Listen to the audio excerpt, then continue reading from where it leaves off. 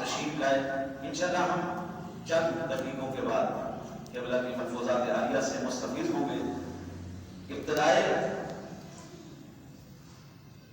محفل جو ہے، اور اس لیے بھی آج ہماری محفل جو ہے وہ یادگار ہے.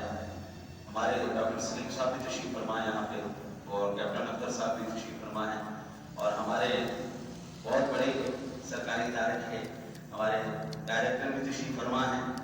اور میں کہتا ہوں کہ ہماری خوش نصیبی ہے کہ پڑھی لکھی محفل ہے، پڑھے لکھے لوگ ہیں، اور انشاءاللہ تعالیٰ نزید یہ ذوق اس لیے بھی دوبارہ ہو جائے گا کہ ہماری جو تعلیم بالغاہ کی صبح کلاس کی افراد ہیں، انہوں نے ترجمہ تفسیر کے ساتھ پہلے سے 12 بھی مکمل کر لیا ہے.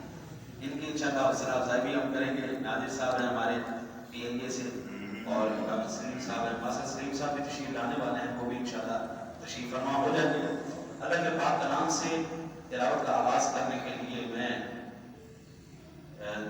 خود ہی شروع کر لیتا ہوں. جامی صاحب سے لیٹ ہو گئے تو پھر انشاءاللہ اپنے حضور کی ثنا سے دلوں کو منور کرتے ہوئے قبلہ کے بیان سے ہم منور ہوں گے. اعوذ باللہ من الشیطان الرجیم.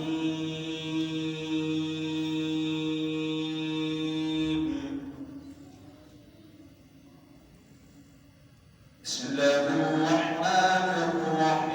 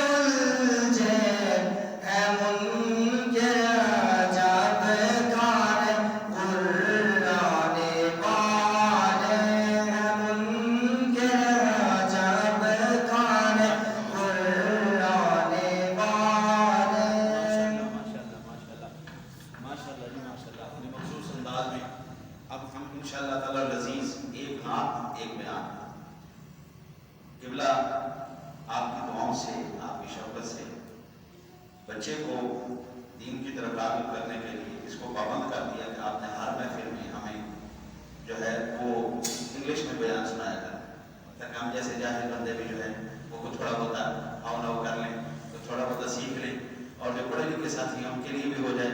الحمدللہ 3 محافل ہو چکی ہیں، 3 بیان ہو چکے ہیں، آج انشاءاللہ یہ چوتھا کرے گا۔ آپ کی دعائیں ساتھ بی ایس سی ایس بھی 3rd سیمسٹر میں آ گیا اور ساتھ الحمدللہ قرات بھی مجھ سے پڑھی ہے اور صبح تفسیر کے ساتھ وہ بھی پڑھتا ہے، قرآن پاک بھی پڑھتا ہے ترجمہ تفسیر کے ساتھ۔ الحمدللہ ثم الحمدللہ میں حضور کے ذکر کے لیے اپنے دلوں کو منور کر رہا ہوں۔ حضور کا ذکر تو سبحان اللہ ہی ہے نا جی، جو بھی بولے گا سبحان اللہ، لیکن بعض شخصیات ایسی ہوتی ہیں جن کا ذکر کرنے سے دلوں کو نا ایک عجب سی کیفیت اور ایک عجب سا سرور حاصل ہوتا ہے۔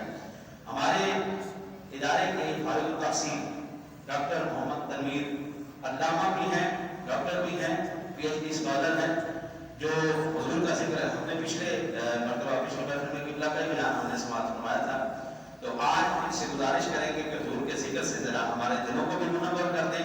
یہ انداز بھی آپ نے نظر کا انداز سنا ہے، نظر کا انداز بھی سنیں، ذرا استقبال کیجیے۔ نعرہ تکبیر، نعرہ رسالت، نعرہ رسالت۔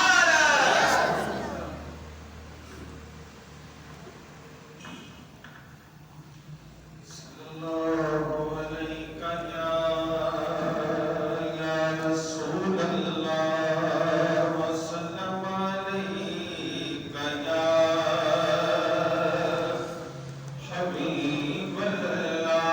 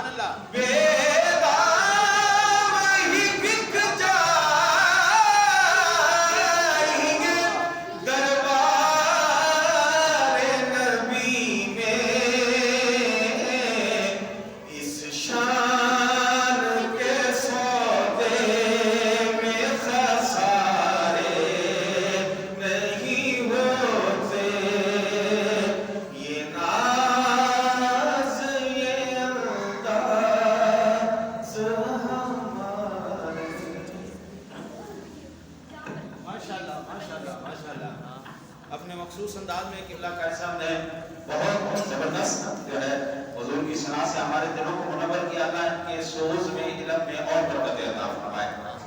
سامعین عزیز احترام علیہ السلام، یاد رکھیے انسان نے مر جانا ہے، اس کی نیکیاں، اس کی اچھائیاں، اس کے ذکر، اس کے فکر یہ باقی رہتے ہیں۔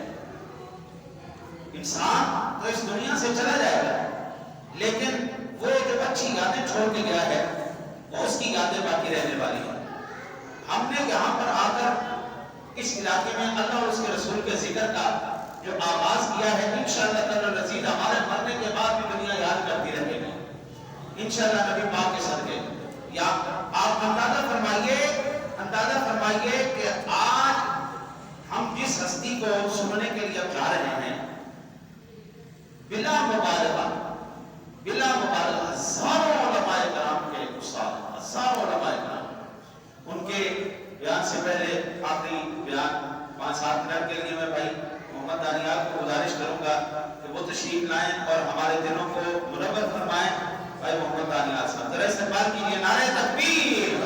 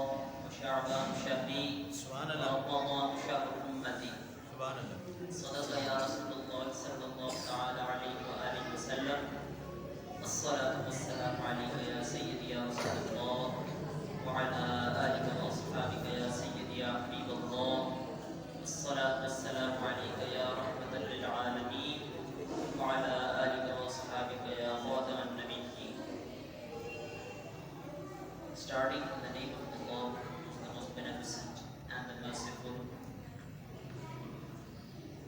All my brethren, all my sisters that are hearing me, as we all know, these are the moments, these are the virtuous, divine moments of Rajab al-Murajjab. It is the moments of the month Rajab that is so much great that Allah subhanahu wa ta'ala declared in Quranic verse its sacredness. It is the one of the most 4 sacred months. Allah subhanahu wa ta'ala like said, فِيهَا أَرْبَعَةٌ حُرُمٌ, that these out of 12 months, these 4 months are virtuous, and out of those 4 months, it is one of them. As we all know, it is the name of the 7th month of the Islamic lunar calendar, according to the Hijri calendar. And Prophet Muhammad sallallahu alaihi wasallam said about Rajab that it is the month of Allah subhanahu wa ta'ala. Shaban is my month and Ramadan is the month of my ummah. Whenever Prophet Muhammad sallallahu alaihi wasallam comes to see the moon of the Rajab al-Murajjab, he used to pray these words: Allahumma barik lana fi, Allahumma barik lana fi Rajab wa Sha'ban wa ballighna Ramadan. So as the sunnah of our Prophet, we should also pray these words whenever we see the moon of the Rajab al-Murajjab. Now let us take a short overview on the importance of the Rajab al-Murajjab. When Prophet Muhammad sallallahu alaihi wasallam was asked about the importance, he was asked about the month, then what is the importance of Rajab, then what is meant by the Rajab being the month of Allah Azza wa Jal, the Prophet Muhammad sallallahu alaihi wasallam answered that it is associated with the maghfirah, with the forgiveness of Allah Azza wa Jal. Because in this month, Allah Azza wa Jal has blessed His prophets of different eras to get close to Him. And in the same month, Allah subhanahu wa ta'ala has blessed His chosen people and given success and victory to them against their enemies. The Prophet Muhammad sallallahu alaihi wasallam about the sacredness of this month has said the importance of the Rajab is towards other month is same as high importance towards other prophets. Even in the pre-Islamic Arabia, the Rajab month was respected in every aspect, and even the wars and the tribal conflicts must have been evaded and convicted and prohibited in this month. That is why it is called the Rajab, and it is derived from the word tajib, which means being respectful or to respect. That is why this month is respected, because it is said to be the month of Allah Azza wa Jal from the Adam alayhi salam's era. And the most different important aspects and different according to Islamic point of view in this month are our 5 prayers that are given to us, was revealed in this and was implemented in this month. The zakat was implemented and announced obligatory in this month. The Ghazwat Tabuk, one of the greatest battles, was fought in this month. Our Prophet Muhammad ﷺ was also taken to Miraj in this month. And the benefits of fasting in this month are so great that Prophet Muhammad ﷺ said, whoever keeps fast in this month of Rajab will gain the reward of fasting whole year. Hazrat Sayyid Shami radiallahu ta'ala reported that Prophet Muhammad ﷺ said that one who keeps one fast in the Rajab will get the reward of fasting a month. Whoever keeps 7 fasts of Rajab, the doors of hell, the 7 doors of hell will be closed for him. And keeping 8 fasts will result in the opening of the doors of heaven for him. And in another hadith, where the fasting for 10 days is declared to be that a message is preached from the sky that Allah has forgiven you, and now you start your doing deeds beginning from the again. And now the last hadith that was Prophet Muhammad said, whoever keeps fast on 27th of Rajab, Allah subhanahu wa ta'ala will write reward of virtue for him of 60 years. For it was the Prophet Muhammad whom the followers of my Prophet, Allah subhanahu wa ta'ala has given you the opportunity, so we should never miss it, because the blessings of Allah subhanahu wa ta'ala and the protection from Him has given in this month.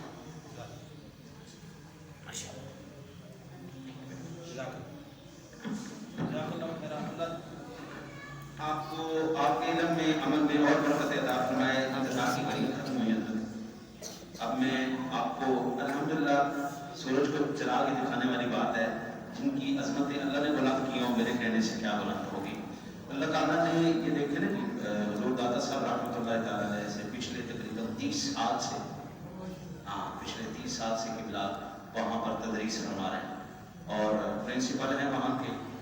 हज़ारों आप 30 सालों में आप अंदाज़ा फरमा लें कि किस लेवल पे। इस मरतबा जामिया हवीरिया के बच्चे ने गोल्ड मेडल भी हासिल किया है, ठीक है ना जी, अल्हम्दुलिल्लाह। वहाँ पर जहाँ पर दीनी तालीम है, वहाँ पर दुनियावी तालीम भी जो है वो सिलसिला शुरू किया गया है और बच्चे अल्हम्दुलिल्लाह दीनी मैदान में भी और तालीमी मैदान में भी, दुनियावी मैदान में भी वहाँ पर कामयाबियाँ हासिल कर रहे हैं।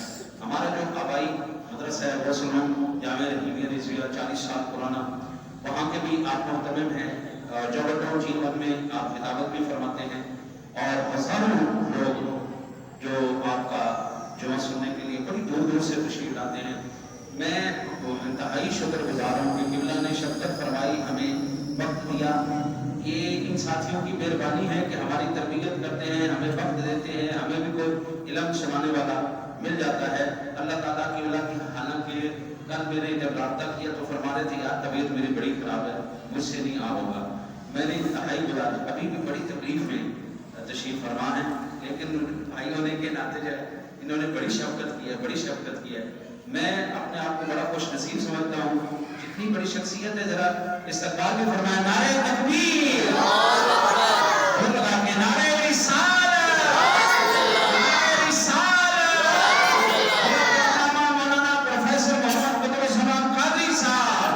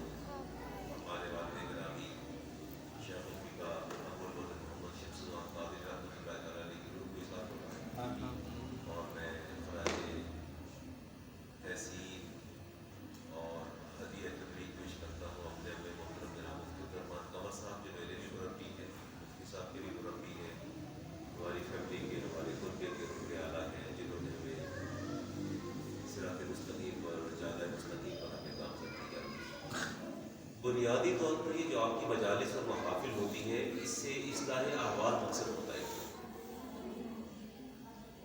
یہ کوئی ایسے اجتماع نہیں ہوتے کہ جن میں بندہ آئے اور وقت گزار کے چلا جائے. شیخ عبدالقادر جیلانی غوث اعظم رحمۃ اللہ تعالیٰ علیہ کی ذات کو، یا ہمارے صوفیاء کی، صلحاء کی اور علماء کی، اس مجالس کا بنیادی مقصد یہ ہوتا ہے کہ عام الناس، عامت الناس کے قلوب و اذہان کو جو ہے وہ تقویت بخشی جائے اور ان کے ذہنوں کے اندر دین کا جو حقیقی چہرہ ہے اس کو راسخ کیا جائے. معاشرہ اور اس کی برائیاں، معاشرتی برائیاں،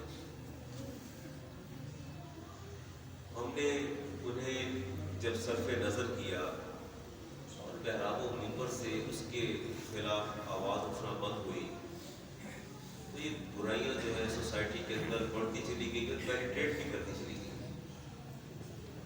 فیبرری ہے اور آپ کو پتہ ہے کہ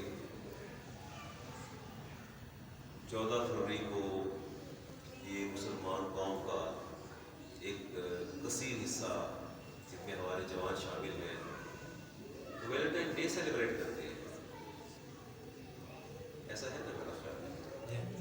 تیاری شروع ہو گئی ہے اور ہمارا سوشل میڈیا جو ہے وہ سپورٹیو ہے. یہ ناپاک محبت جسے یوم عاشورہ کہا جاتا ہے، نہ تو یہ ہماری روایت ہے، نہ ہمارا شعار ہے، نہ ہماری ویلیوز ہے، نہ ہماری اقدار ہے. لیکن چاہتے نہ چاہتے ہماری خاموشیاں جو ہیں انہوں نے ہمیں سطح پہ کھڑا کر دیا کہ ہماری آنے والی نسل اس طرح پوری طرح اس اندر پھنس گئی ہے کہ نکلنا مشکل ہو گیا. اور میں دیکھ رہا ہوں اس کے اندر انٹرسٹ اور شدت پہلے سے زیادہ آنا شروع ہو گئی ہے. ایون دیٹ پہ آپ دیکھیے کہ روڈس کے اوپر دونوں اطراف لوگ کھڑے ہیں اور پھول بیچ رہے ہیں. اور کاش ہم نے کبھی دیکھا ہوتا اور سوچا ہوتا کہ یہ چیزیں جو ہماری ذات سے، ہمارے مذہب سے ایسوسیٹیڈ ہو رہی ہیں، ان کا ہم سے کیا تعلق ہے. اس کی ڈیپتھ میں جا کے اگر آپ دیکھیں تو 14 فروری کو لڑکے لڑکے پھول پیش کرتے ہیں اور چاہتوں کا اظہار کرتے ہیں. یہ امریکہ کے اندر اسٹیو ہاؤس ہے جی، وہاں جا کے یہ لوگ ڈانس کرتے ہیں اور کرنے کے بعد پھر جو ہے وہ اپنے جذبات اور خیالات کا اظہار کرتے ہیں. مختلف سپرسٹیشن جو ہے that are associated with this ceremony or with this day. اس دن کے ساتھ بہت سے سپرسٹیشن جو ہیں وہ اس کے ساتھ اٹیچ ہیں. اور اٹلی کے اندر میں نے دیکھا کہ شادی شدہ لڑکیاں اور کھڑی ہو جاتی ہیں اپنے چوباروں میں، اور جو مرد جو ہے وہ سب سے پہلے ان کے سامنے سے گزرتا ہے. ان کا عقیدہ یہ ہے کہ یہی اس کا خامد ہوگا. سپرسٹیشن ہے. اور اسی سے اٹیچ جاپان کے اندر ویلنٹائن ڈے میں سیب لیا جاتا ہے، اس کو درمیان سے کاٹا جاتا ہے، اس کے ہاف میں جتنے بیج ہوتے ہیں ایزیوم کر لیا جاتا ہے کہ میرے گھر اتنے بچے ہوں گے. سپرسٹیشن ہے. Actually Valentine was a Roman priest. یہ پادری تھا رومن، اور اپنے جو اس کنگڈم کا جو سربراہ تھا اس سے بھی اختلاف ہوا. went into behind the bar، jail میں گیا، ہینگ کر دیا گیا. وہاں اس کو جیلر کی بیٹی سے محبت ہوئی، وہ اس کو خط لکھتا رہا، اور وہ سارا کچھ جو ہے وہ غالباً 3 یا 4 صدی کی بات ہے. یہ سارا کا سارا ہمارے کھاتے میں ڈال دیا گیا ہے، اور ہماری نوجوان نسل جو ہے وہ اس پہ گریٹنگ کارڈز بھیج رہی ہے، پھول دے رہی ہے. Actually it was a morning day. یہ ماتمی دن تھا، کانڈولنس ڈے تھا. ماتم تھا اس کا پریسٹ کا، رومن پریسٹ کا. لیکن یہ ویلنٹائن کا، لیکن وقت کے ساتھ ساتھ یہ کنورٹ ہو گیا کانڈولنس سے، ماتمی دن سے یہ محبت کے دن میں کنورٹ ہو گیا. اور ساری قوم انتھروں کی طرح اس دن کو سیلیبریٹ کر رہی ہے. اور بڑی خطرناک صورت حال ہے. جتنا اس پر افسوس کیا جائے کم ہے. اسلام تو حیا کا درس دیتا ہے. اسلام تو حیا کا، الحیا من الایمان، ایمان اور حیا کا دونوں کا چولی دامن کا ساتھ ہے. حیا کا دامن چھوٹا ایمان بھی جاتا ہے. یہ بنیادی حدیث پاک میں آتا ہے، اس کے ہاتھ سے حیا کا دامن چھوٹ جائے گا، اس کے ہاتھ سے ایمان کا دامن بھی جاتا رہے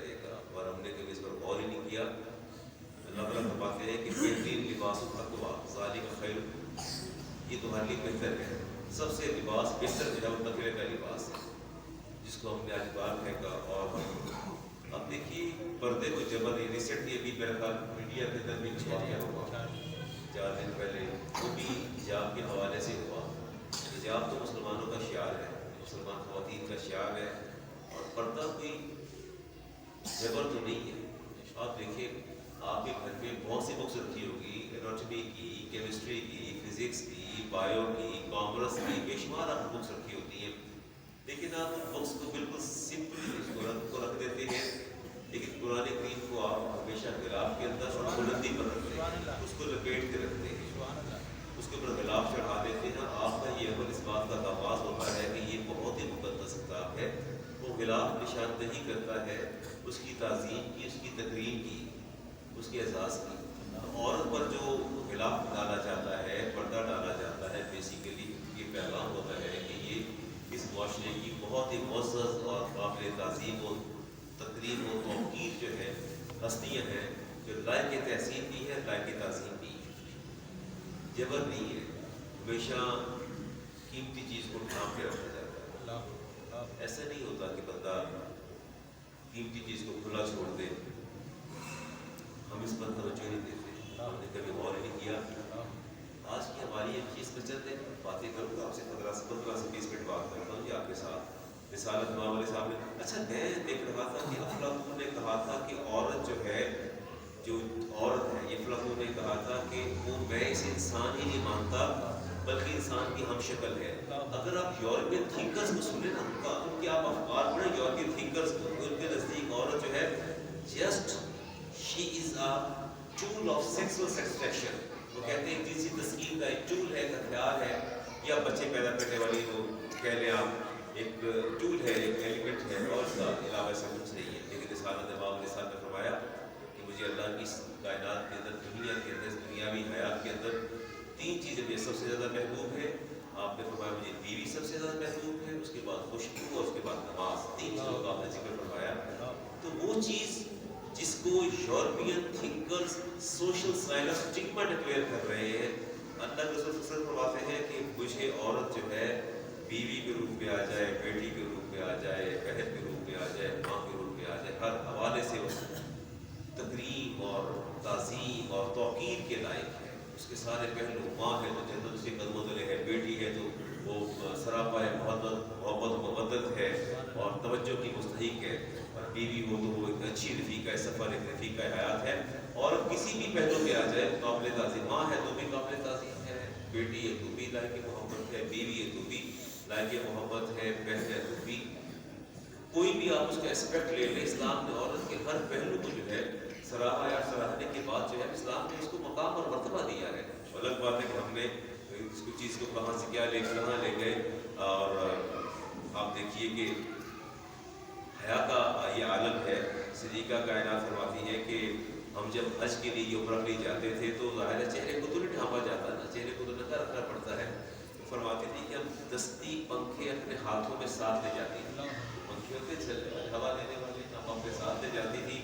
اور جب کسی مرد کو دیکھتی تو پنکھا اپنے چہرے کے سامنے کر لیتی، کیونکہ حجاب اور نقاب کو چہرے پر ڈالا نہیں جاتا، دم پڑ جاتا ہے. تو فرماتی تھی کبھی اتنی احتیاط کیا کرتی تھی، اس احتیاط میں پنکھا آگے کر لیتی کہ ہمارے چہرے کے جو ہے خدوخال کسی دوسرے پر جو ہے وہ ظاہر نہ ہو. تو وہ فرماتی ہیں ہم اس کا ہمیشہ خیال کیا کرتی تھی.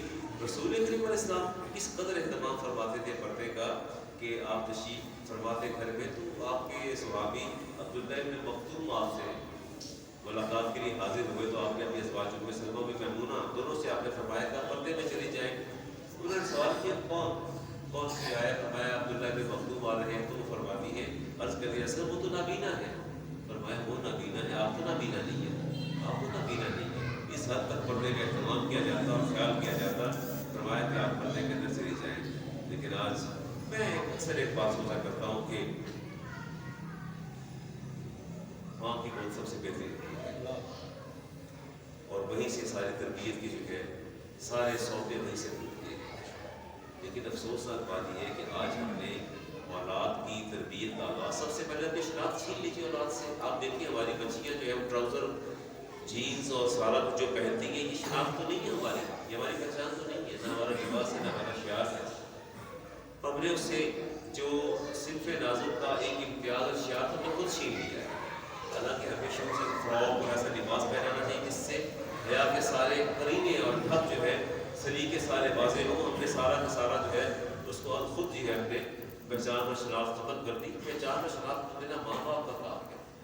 میں کہتا ہوں کہ پہلی غلطی ہم سے ہوتی ہے کہ آپ گاڑی لینے تشریف لے جائیں, آپ چلے جائیں گاڑی لینے جائیں, ہم 10 سے کا مشورہ کریں گے, 10 سے کا آپ رائے لیں گے کہ آئی ایس کی ریسیل ویلیو ہے گاڑی کی, اس کے اسپیئر پارٹس مل جاتے ہیں آسانی سے, اس کے آپ ہر پہلو کو چھان پھٹ کے دیکھتے ہیں.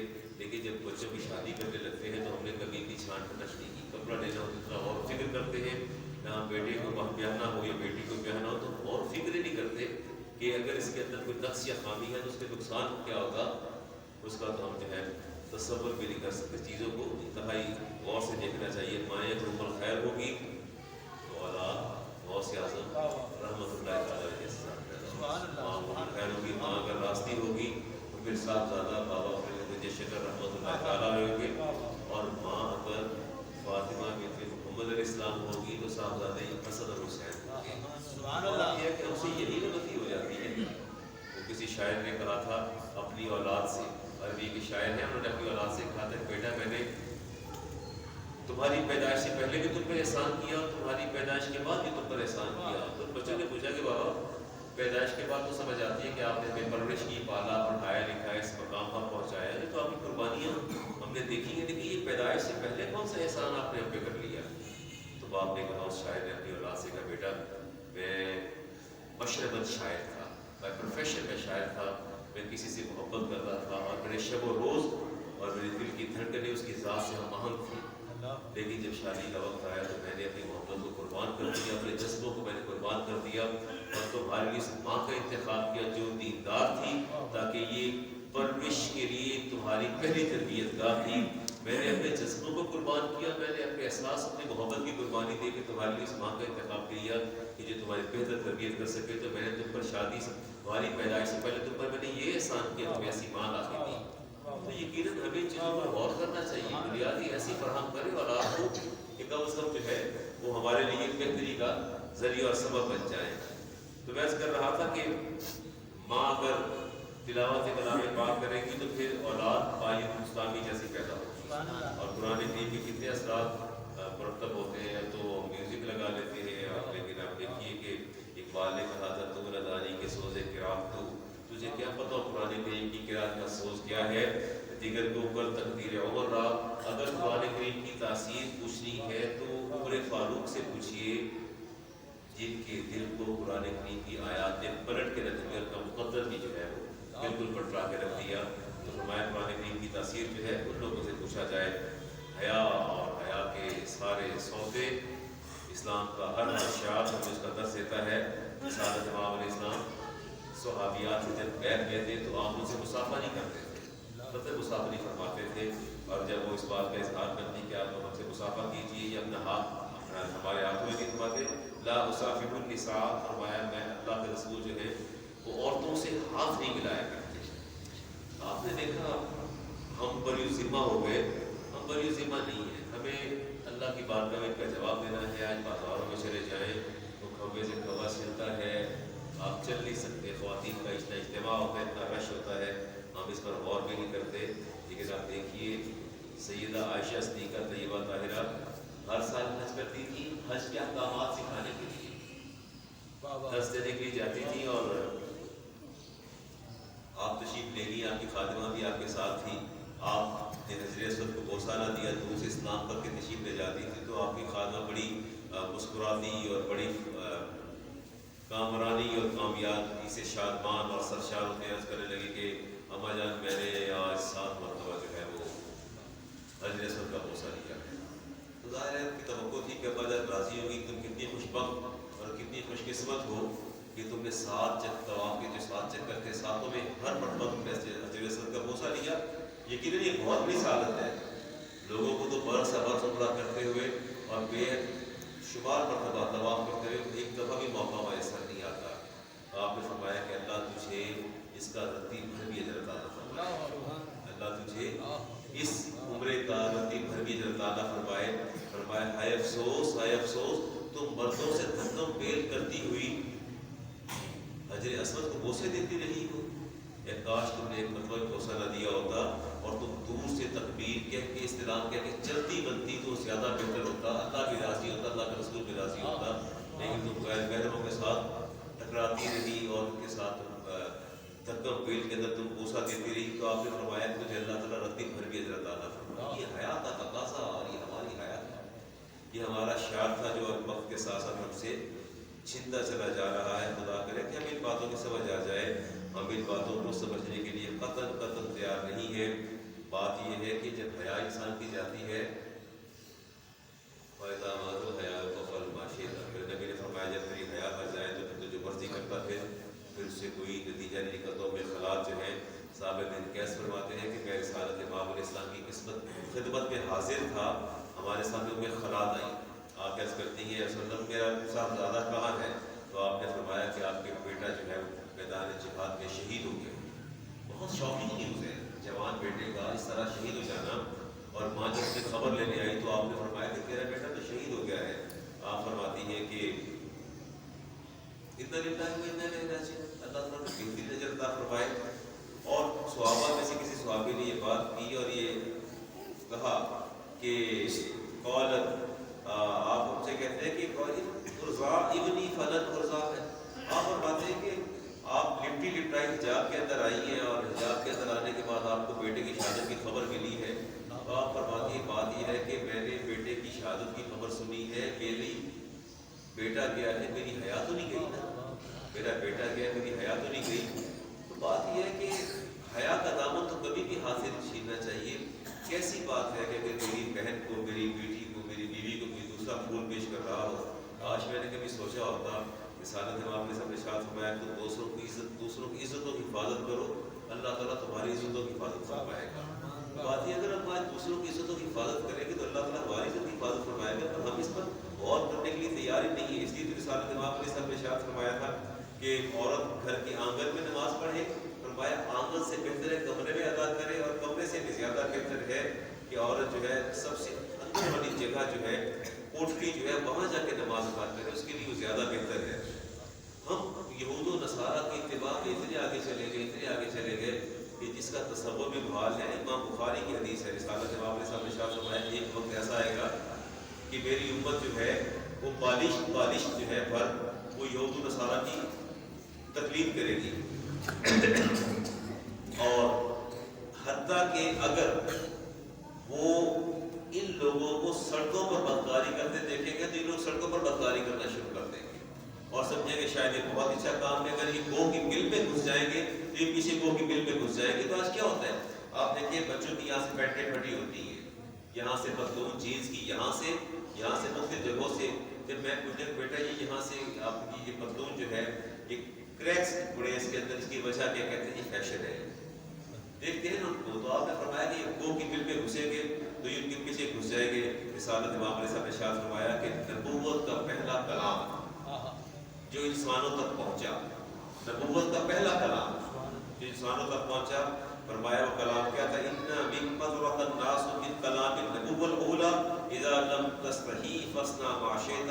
کہ پہلا کلام جو انسانوں نے نبی کا کلام سنا وہ کلام یہ تھا کہ جب تیری حیا کر جائے تو پھر تو جو چاہے نصیب کر. پھر تجھے کچھ کرنے کی قطعاً ضرورت نہیں ہے. آپ دیکھیے رسالت امام علیہ السلام تشریف فرما کے گھر سے تو اسماء بنت ابی بکر جو ہے وہ حاضر خدمت ہوئی اور صاحبزادی ہیں سیدنا صدیق اکبر رضی اللہ تعالیٰ عنہ کی اور ہمشیرہ ہیں ام المومنین کی.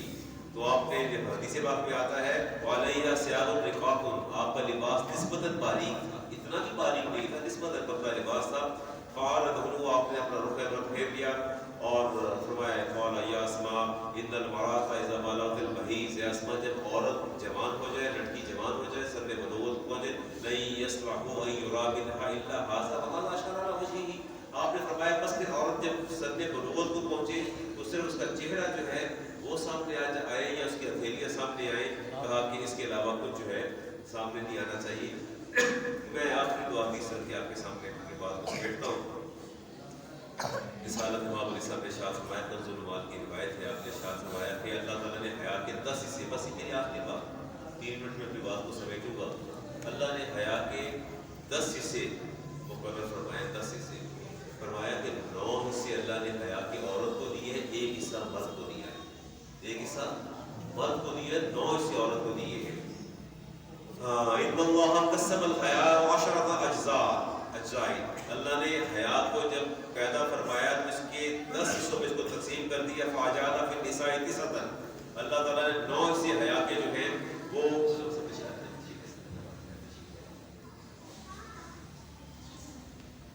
اللہ تعالیٰ نے 9 حصے حیا کے جو ہیں وہ عورت کو دیے اور 1 حصہ مرد کو دیا.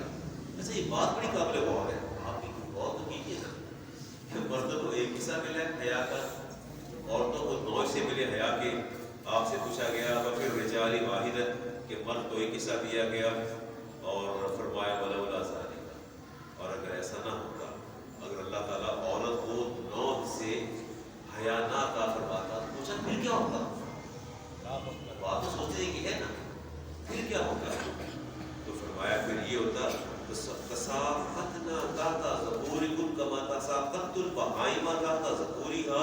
پھر یہ تمہاری عورتیں مردوں کے نیچے یوں گرتی پڑتی جیسے چوپائے, مادہ چوپائے جو ہے نر چوپایوں کے نیچے گرتے پڑتے ہیں. یہ حالت ہو جاتی. اللہ رب العزت نے انہیں 9 حصے حیا دی. آج ہماری بہنیں بیٹیاں بہت ہی حیا والی ہیں, بہت ہی حیا والی ہیں. اپنے شوہر کے سوا کسی دوسرے کو دیکھنا پسند نہیں کرتی, کسی کے بارے میں سوچنا پسند نہیں کرتی. اصل میں یہ وہی حیا ہے جو اللہ نے تقسیم کرتے ہوئے 9 حصے حیا کی عورت کو عطا فرما دیے.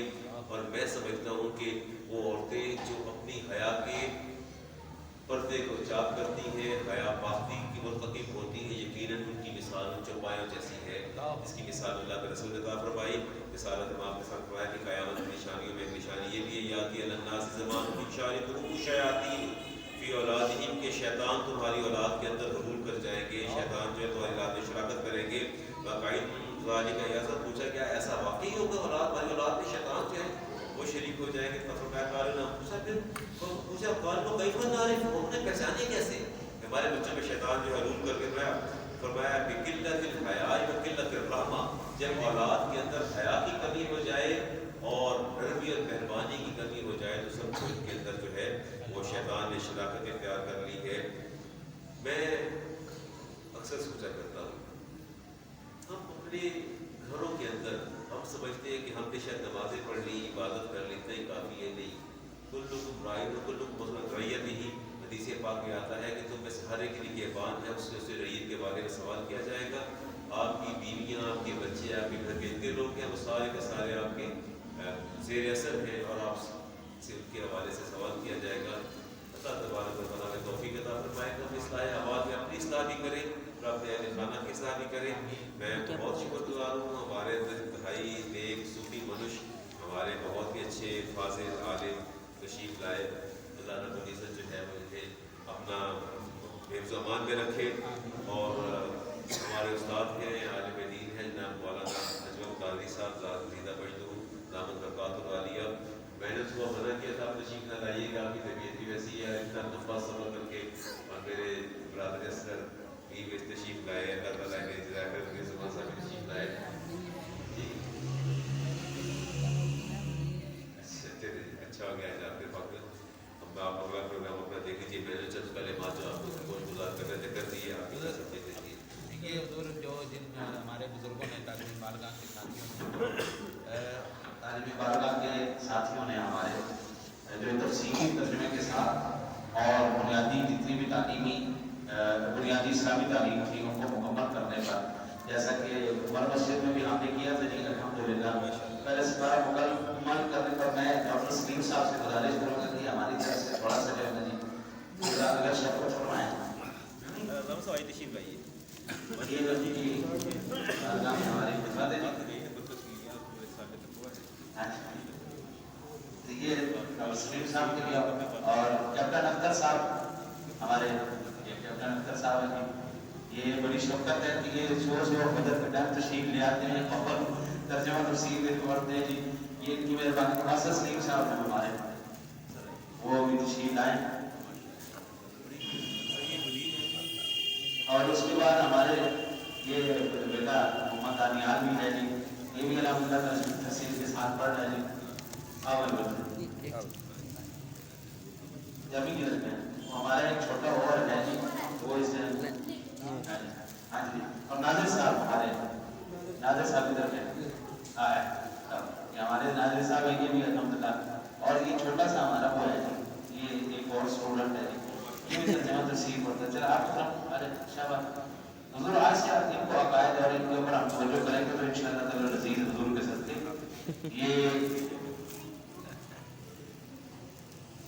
ये मेरे साथियों ने मेरे लिए रवाना किया। आपकी मालिश है, आपकी इनायत है, ये बहुत मेहरबानी है। आप अब जैसे हम नमाज में बैठते हैं वैसे बैठते हैं, खत्म शरीफ पढ़ते हैं, दुआ करते हैं। अऊज़ु बिल्लाहि मिनश शैतानिर रजीम।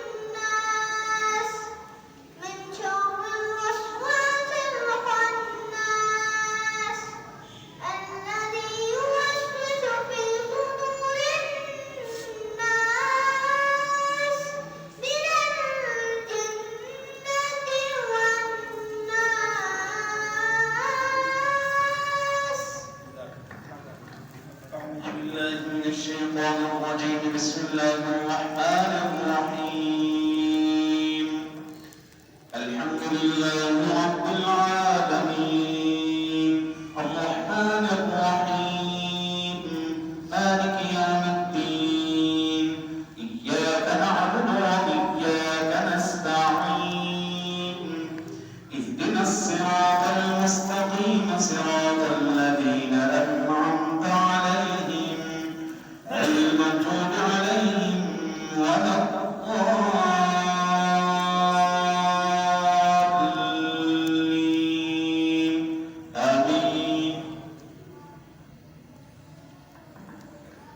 بسم الله الرحمن الرحيم ألف لام ميم ذلك الكتاب لا ريب فيه هدى للمتقين الذين يؤمنون بالغيب ويقيمون الصلاة